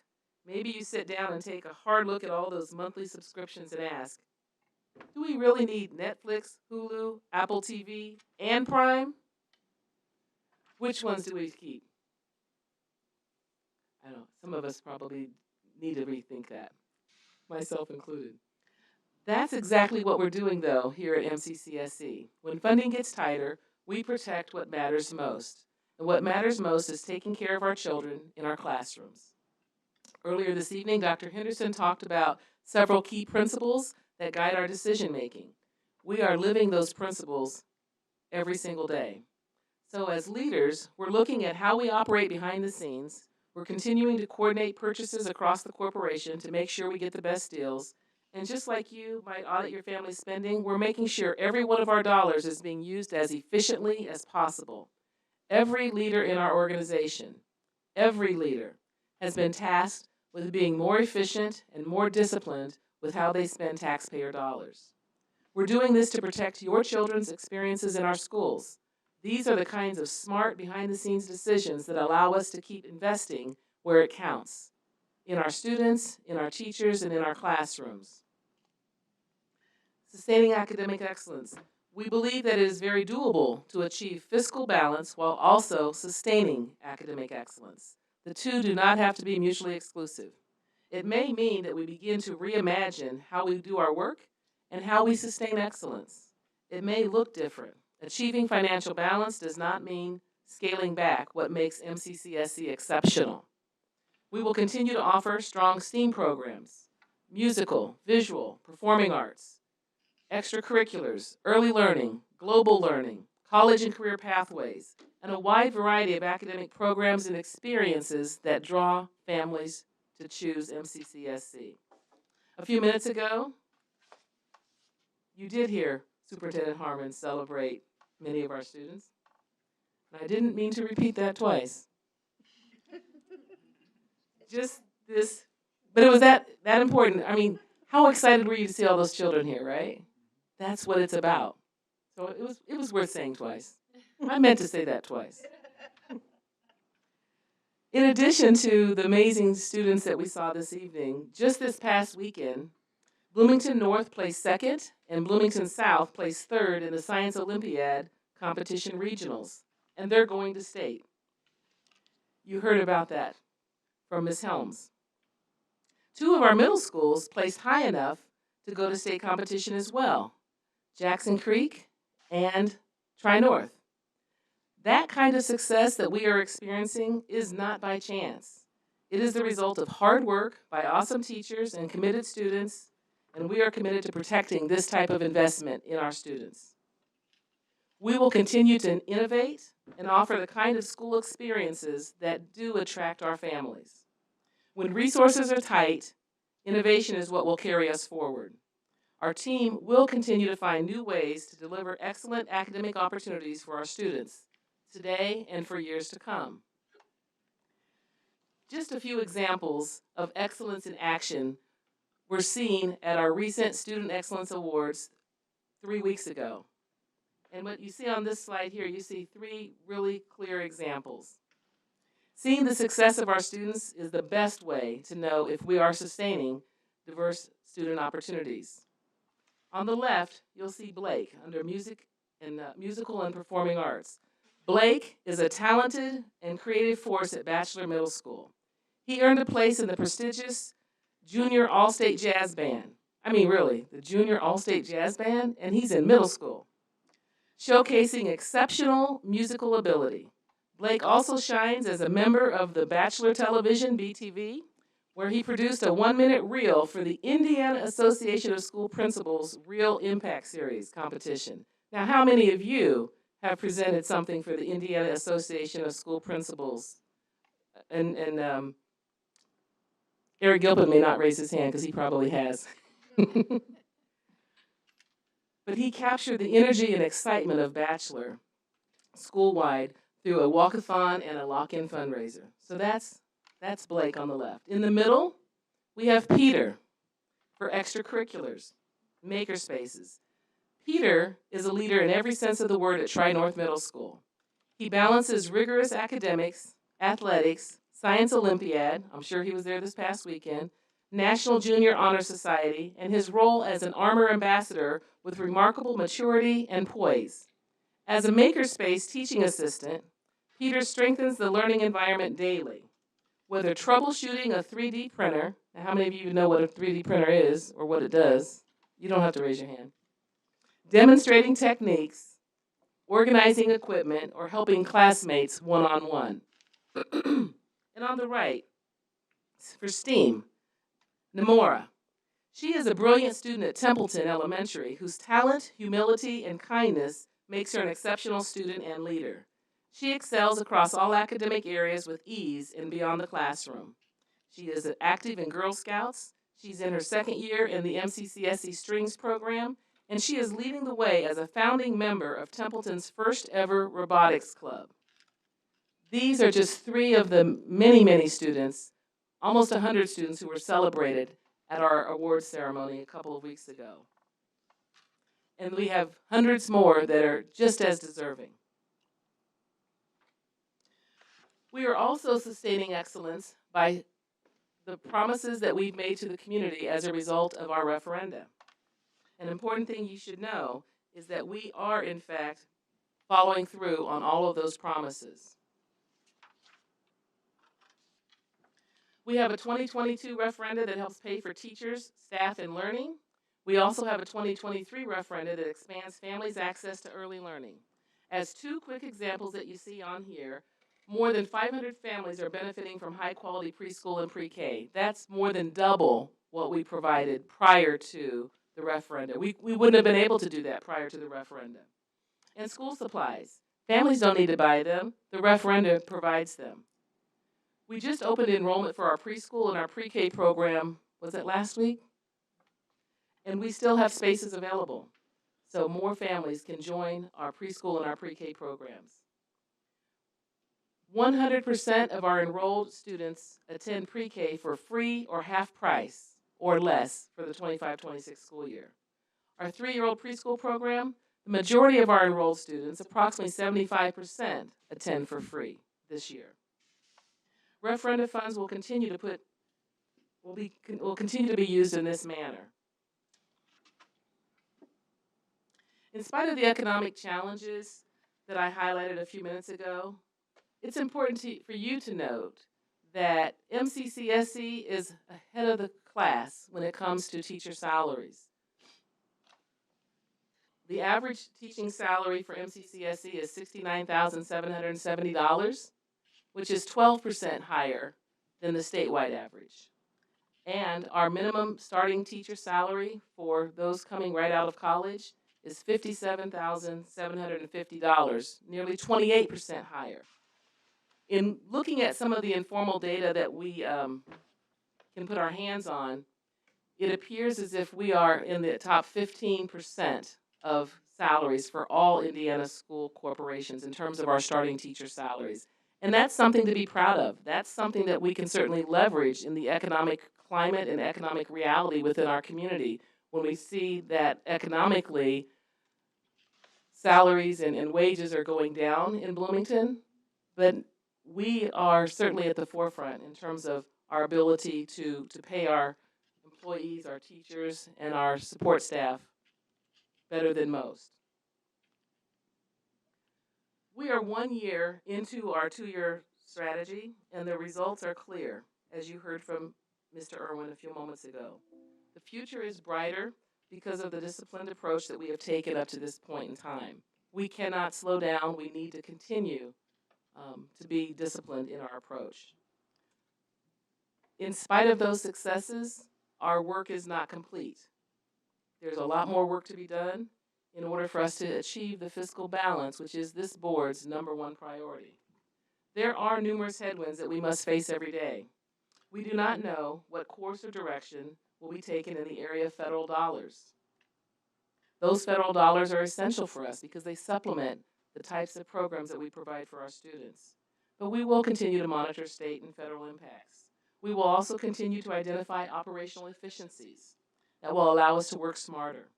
And we will continue the practice of aligning our staffing to the moving target of student enrollment, as Dr. Henderson showed us this evening.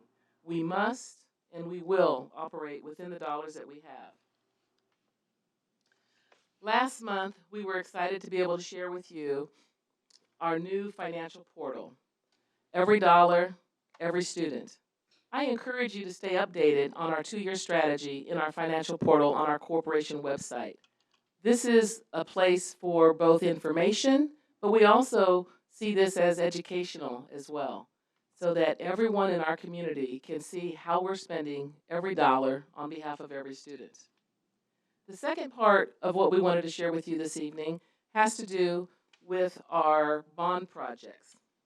Tonight marks an important milestone for our corporation. We are launching our Designing and Building to Sustain Excellence projects. Bond projects, investments that protect learning environments, steward community resources, and position our corporation for the next generation of students. Transparency is truly not an optional consideration. It is an expectation, and it is a norm for how this Board of School Trustees and this administrative team does our work. This evening, we will share our first projects, we will explain how bond dollars work, and we will outline how the board and the public will be kept informed every step of the way. So there are 3 goals for what I'm going to share with you over the next few moments. To officially launch our latest bond program, to explain how dollars work, the bond dollars work, and to commit to ongoing transparency. The bond dollars, the purpose of our bond programs is really to make sure that we are continuing to invest in our schools so that we have the kinds of facilities, 21st century classrooms, accessible spaces that make students and families want to attend our schools. Our bond dollars are restricted by law to only address capital improvements to school facilities, and they are dedicated to the systems and spaces that make teaching and learning possible. This slide is important because we wanted to make sure that everyone would understand how bond dollars can be used and how they cannot be used. On the left, you'll see several examples of how bond dollars can be used. I'm not going to read all of those for you, but you can see that we can utilize them for safety and security. We can use them for buses, roof repair, HVAC system, that's our heating and cooling systems, technology enhancements, and so on and so forth. But I think it's equally as important for folks to know that you may not use bond dollars for teacher or staff salaries. You may not use them for classrooms, textbooks, educational programs, or daily operating costs. Excuse me. I think it might be helpful for you to understand also, how do we select the projects that are funded by bonds? We select these projects in a manner that allows us to be responsible stewards of the dollars, that we prioritize safety and health, and we're looking at long-term sustainability. So those are probably the three biggest areas that we think about as we try to prioritize what projects are going to happen first, what are the next projects, so on and so forth. At the end of the day, our goal is to preserve community assets while also controlling future costs. Some of the categories I've already mentioned to you deal with transportation, facilities, equipment, safety and security enhancements, mechanical aspects of our buildings, so on and so forth. Recently, we've completed a few projects. We recently completed our Bloomington South soccer field back in the fall. Very excited about that. We also completed the Bloomington South gymnasium seating. We finished the completion of the Templeton Playground with the basketball court and the outdoor learning area. And we also completed our Clear Creek and Highland Park interior wall covering. So those are just a few examples of recent projects that were funded by bonds and were important contributions for our school corporation. It's exciting to be able to share with you some of our newest projects, which will include a bus canopy and retention pond, and that's going to allow us to provide appropriate charging areas for our final remaining EV buses. And even more exciting than buses would be the Bloomington North parking lot, soccer field, football stadium, and restrooms. I know there are some folks here who are particularly excited about the restrooms at the football field, concession stands, and lockers. And so we're very, very thrilled to be able to do that. It's long overdue, it's necessary, and we do think it's going to be of benefit to our students. So a question you should be asking is, how will you as the community stay informed? And the board should be asking me, how are you going to keep us informed? Well, there are 4 ways that we are currently planning on doing that. Providing quarterly updates at public board meetings so that everyone is in the loop. Providing monthly and bi-monthly dashboard updates on our website. There will be school-specific communications that will go out to the faculty members and the employees and the families of our schools where we, for example, the North Project, I know Mr. Stark is already beginning to communicate with members of that community. And then there will be 24-hour access on our website on information so that you know exactly what we're spending it on, and then the status of those projects. So we're very, very excited to be able to continue to keep everyone involved and aware. Here are just a few frequently asked questions that I think are important for folks to know. Most importantly, will referendum funds be used to pay for facilities projects? Thought brevity would help here. No. Can education funds be used to pay for facilities projects? No. Will operations funds be used to pay for these facilities projects? No. And will these projects take money away from our teachers? Absolutely not. There may well be other questions that folks have, and as those additional questions come forward, we will be sure to add those to our website as well. So to learn more about our Designing and Building to Sustain Excellence and our school finances, please go to this website. You're going to see more information about our bond-funded building and renovation projects, what's been completed, what's in the queue, what's coming up next, and all of our current projects. Thank you very much for this opportunity. Every dollar, every student, it shows how we spend every dollar to care for every one of our students. Thank you. Our next update will be May 2026. That concludes my update. Thank you, Dr. Winston. Are there any comments from the board?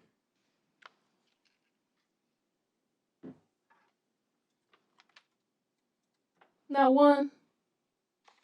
Thank you. Lot to take in. Thank you. It is a lot of information. Still sifting. I'm just teasing you.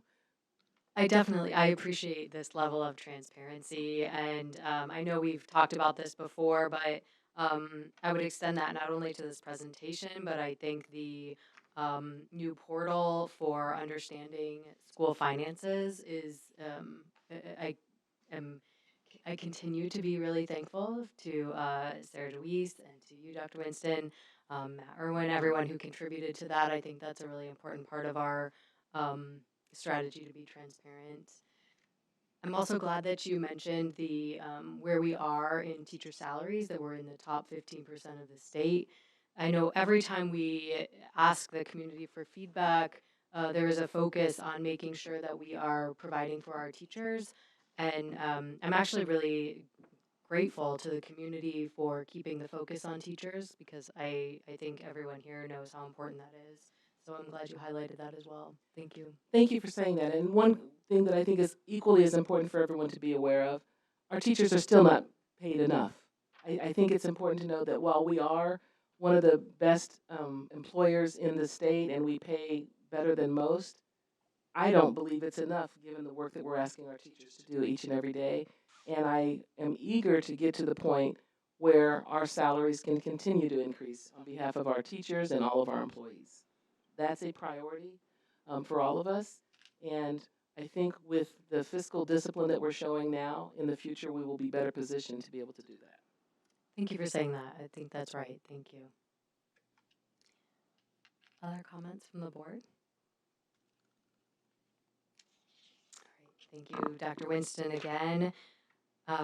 Tonight, we will provide our community with a short yet important update on the current Indiana legislative session. This report is going to be provided by Board Secretary Pirani. Would you like to begin? Yes. Thank you and good evening. The target completion date for the Indiana General Assembly is this Friday, February 27th. We are monitoring numerous bills that impact public education. I have three that I will highlight to you all this evening. The first one is Senate Bill 78. This is bell-to-bell cell phone ban. This bill will prohibit the use of cell phones during the school day and will require school corporations to do one of two things. One, prohibit students from having a cell phone in their possession during the day, or two, establish a storage policy to eliminate student access to their phones. There is also a provision that could allow school corporations to charge a $25 storage fee for the purchase of storage of devices. The second one is House Bill 1360. The amended bill allows a public agency to create an electronic portal for receiving public records requests, but permits an agency to deny any public records request, whether received electronically or otherwise. That sorry, lost my spot. There we go. That agency suspects to be data scraping or phishing activity. Additionally, the bill allows a public agency to deny a request for public records if the request is made by a person who is party to a pending or ongoing litigation and is duplicative of a discovery request made by the person in the pending or ongoing litigation. This bill moves to the floor of the Senate for a second reading. And then last but not least is House Bill 1242, education reports. This bill calls for the Department of Education to conduct efficiency studies on public schools in 3 areas: operation efficiency, decreasing costs, and improving student outcomes. In addition, a second study is requested that will examine per student operational costs in public schools. As always, you can go to our website under the the Board of School Trustees tab, and there's a link that you can see our legislators that you can contact on any of these bills or others, as well as our monthly updates. Thank you. Are there any comments from the board? I just want to highlight, we talked about Indiana statistics, and I just want to point out the abysmal voter turnout rates for Indiana. So seeing the information about SEA 1 and its continued effects, hearing what Board Member Pirani is saying, I just want to encourage people to vote. This is an important year for elections in Indiana at the state and federal level. So I'm going to echo that and say that if you are going to be 18 by the time of the 2026 elections, so that might be for any students, you can register to vote anytime prior to then. So, please do just keep that in mind and do that so that you can take part in this, in your civic duty. But yeah, we need everybody out there voting.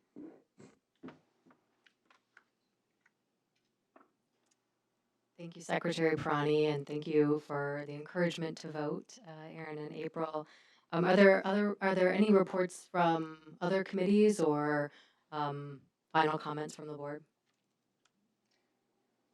I can just say that I did attend the MCCSC Foundation's board meeting today, and I'm excited to there's no need for details. She was here today and gave an overview. Thank you, Asia. I appreciate that. And finally, Dr. Winston, do you have any additional information to share with us tonight? Just a couple of items. Black History Month. As you know, this month our country celebrated Black History Month, and throughout this month, many of our schools have engaged our students in a number of meaningful and relevant learning experiences that uplift Black history, culture, and voices. Student athletes, we're winding down the winter athletic season with so many of our teams and student athletes achieving great things. Girls wrestling, Bloomington South placed 4th in the regionals with 5 student athletes competing at state. Bloomington South girls basketball won sectionals. Bloomington South girls swimming competed at state, with Hadley Laughlin placing 5th in the girls 1-meter diving competition. Boys swimming and diving. Swimming and diving state prelims begin this Friday, and state swimming and diving will conclude on Saturday. Both North and South will be represented at the state. Boys wrestling. Bloomington South's wrestling team was sectional and regional champions and had 1 wrestler advance to state. And boys basketball. Sectionals begin next Tuesday, March 3rd, with South playing Martinsville starting at 7. And then on Saturday, March 6th, North will play Terre Haute at 6 p.m. The games will be played in Martinsville. Muffins with Marquet. This semester's Muffins with Marquet listening event will be held on Wednesday, March 4th. It will be held at Grandview Elementary, and I hope that those who are able can join me at 9:30 a.m. for a conversation and, as always, a delicious muffin. And last but certainly not least, spring break.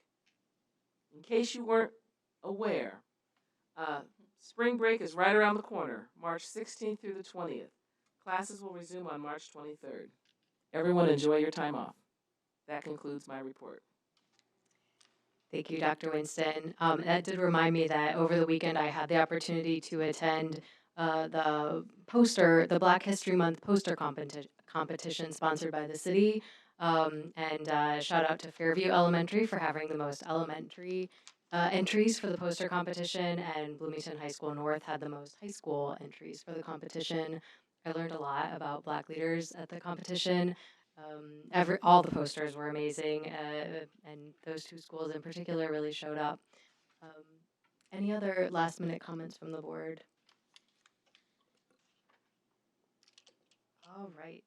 Thank you again, Dr. Winston, for your remarks. The next regularly scheduled board meeting will be held on Tuesday, March 24th.